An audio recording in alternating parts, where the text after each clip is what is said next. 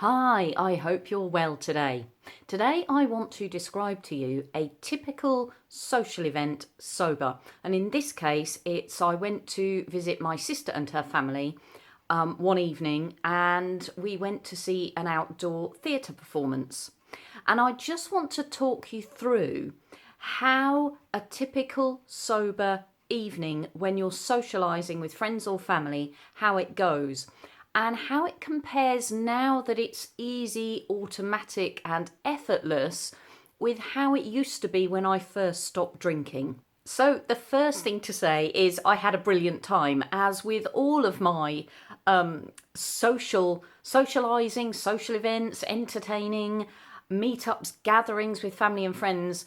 When I'm doing it sober, I have a great time. Not only do I have a great time, but I remember it all afterwards as well, and I wake up with a fresh head.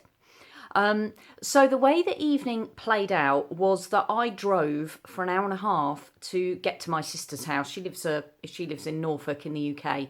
So I drove an hour and a half to get there, and I really enjoyed the drive. The difference between now and when I first stopped drinking is that when I first stopped drinking, in the early days of learning and practicing this art of staying sober, I would have been slightly anxious, slightly nervous. I would have been putting some energy and concentration into worrying about the event and kind of talking myself through it and thinking, right, I've just got to not drink, I've just got to get through the evening sober. And it would have been more about, as I was driving there, this hour and a half car journey, I would have been thinking about, being purposeful, being focused and determined. And I would have just been kind of working out, rehearsing, mentally preparing what I was going to drink, what I was going to say if anybody offered me a drink. I'd have my excuses at the ready. I'd be planning and putting energy into just surviving the evening sober. The difference now, this time round, is that I'm just sitting in the car, enjoying the journey, listening to the radio, listening to music. I'm not giving any energy or thought to alcohol at all. What I'm actually doing is looking forward to the evening ahead, looking forward to the play, looking forward to seeing my nephews, looking forward to seeing my mum and dad who are also there, and looking forward to seeing my sister who I don't see very often. So the difference is, in the early days of getting sober, you're kind of putting your energy and focus into getting through, surviving sober, and kind of rehearsing and planning what you're going to be doing instead of drinking. Once you're practiced at it and it's all become automatic, you're actually just putting your energy into getting excited about whatever it is you're going to be doing, thinking about the people you're going to be talking to. Your energy and focus goes into the event itself rather than on worrying about the drinking and giving any headspace to drinking. So I don't want to bore you too much with the detail of the minute detail of what I did and when I got there, who I spoke to, yada, yada, yada. But the important bit I want to share with you is that when my sister and my mum and I got into my car, we drove to it's a kind of like a big old house, like a mansion, with its own grounds, very historical building with its own grounds. And they had set it up so there was a car park, so all the cars could park there. So pulled up into this grassy car park, got out the car, followed the stream of people that were all walking around. We set up our little, these kind of fold-away chairs you get for outdoors events and picnics and things. We carried those around. We had our picnic with us.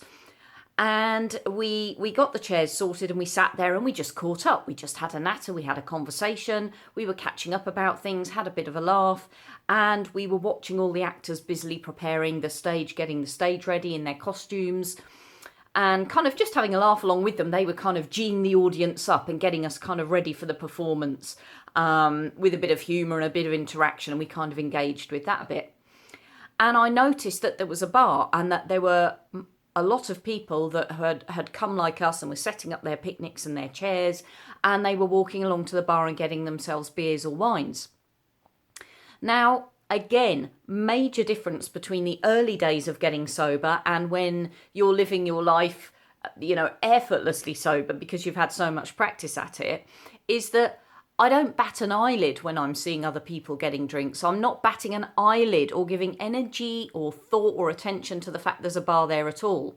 In the early days of stopping drinking, that would have caught my attention. And I would have been watching other people drinking, and that would have been a big deal for me. It would have been the thoughts going around in my head would have been, kind of almost a sense of deprivation, maybe, that, I wish I could have a drink and I can't, or feeling jealous or envious watching other people drinking and thinking how much that would, one part of me would have been thinking how much having a drink would enhance the experience, help me relax, help me enjoy it more. But the other part of me would have known that actually that wasn't true. That was just my mind trying to trick me into drinking and to sticking to its old familiar habits, patterns and routines. So there would have been a part of me, almost kind of like an argument I'd be having with myself, a debate I'd be having with myself, with a part of me that wanted to just enhance the experience by harmlessly having a drink, and the other part of me knowing that I couldn't harmlessly have a drink and that it would absolutely wreck the experience in so many ways, and that I'd also feel awful the next day. And what I actually wanted to do was make the healthy choice to stay drinking. So there would have been some effort and energy going on internally for me when I first got sober. And the difference this time round is that it's no effort and energy at all. There's absolutely no thought, no energy goes into it. I had my bottle of water with me. I had my picnic with me. Neither my mum nor my sister were interested in getting a drink, so we just sat there and enjoyed the performance as it was. And another difference is that I was engaging with everything. I was 100% focused on the performance. I was 100% focused on the conversations I was having with my mum and my sister. When I was because I'm quite curious about people, I'm a bit of a people watcher, and I found myself kind of watching other people and watching their interactions. And I was kind of getting lost in that as well. Wherever it was my attention was going, I was 100% engaged. And there was something about the evening light. The weather was quite blustery. It was very windy. And the clouds, one minute there'd be sunshine coming through the clouds, the next minute it'd be really kind of dark grey clouds, and we were worried it was going to actually chuck it down, that the rain was going to come down and drench everybody on the stage. So there was this kind of turbulence to the weather, and there was that evening light that was quite dramatic. And so I was just sitting in, soaking up the atmosphere, soaking up the evening light, soaking up the turbulent weather, soaking up the performance itself, just soaking everything up in high definition, being 100% authentically there and present in the moment. And first of all, when I was drinking, I wasn't 100% authentically there in the moment, because all my attention and focus would have been on getting drunk and having the next drink to take me to the next level of getting drunk, because I wouldn't have been satisfied with the current level of being drunk that I was on. So my attention and focus would have all been on the drinking and the getting drunk.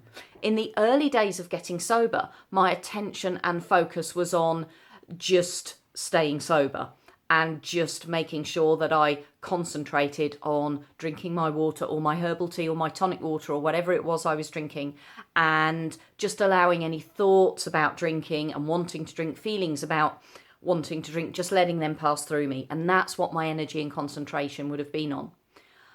When it's all automatic and easy, like it is for me now, you don't do any of that. Your attention, your presence, your engagement, your energy is all 100% on what's going around you in the moment. And it's such a liberating and a healthy way to be engaging 100% with what's going on around you. And I wanted to share this experience with you because I want to give you reassurance that even when things might be challenging and might require energy and concentration and practice when you first get sober, there will come a time when it becomes so automatic, just as automatic as drinking used to be, that you don't have to give it any thought and attention at all. You're simply a non-drinker, and you're simply getting on with your life in a way that's healthy for you. And so I'm inviting you to take that reassurance and to carry it with you as you learn to navigate your life sober. If you want more tips, inspiration and motivation on how to live your life happily and healthily sober, you can subscribe to my channel. I'll look forward to catching up with you very soon. But in the meantime, let's go get sober together.